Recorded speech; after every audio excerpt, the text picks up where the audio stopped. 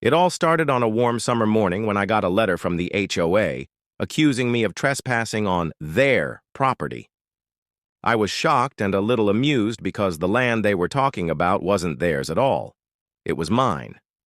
I had inherited this massive ranch from my grandfather.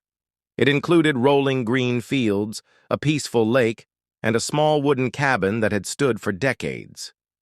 But over the years, the HOA for a nearby housing development had slowly expanded, fencing off areas of my land and even building fancy vacation cabins right on my property line.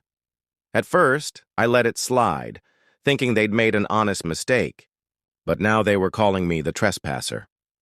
A week later, I decided to visit my lake. As I pulled up in my truck, a couple of HOA board members marched toward me, waving clipboards. They told me I had no right to be there and threatened to call the sheriff. I calmly told them I owned the entire ranch, including the lake they were standing next to. They laughed and said they had paperwork proving otherwise. I simply smiled and told them to wait. That afternoon, I drove to the county records office. Within minutes, I had a thick folder of documents, clear proof that the ranch, the lake, and even the cabin they'd built on were legally mine. My name was right there on every title and deed. I made copies and sent them to the HOA's office with a short note. Next time you accuse me, make sure you're not standing on my land while doing it.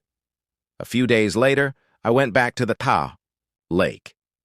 This time, the HOA president himself came out, looking pale and nervous.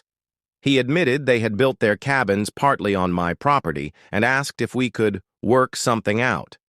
I told him I had two options. Either they remove every structure they built, or they start paying me rent for the land.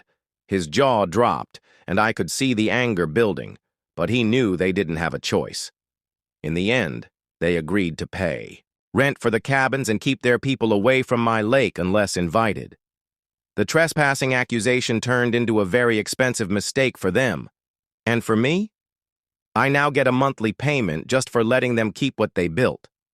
Sometimes, owning the land means you don't have to fight hard. Just let the truth and the paperwork do the talking.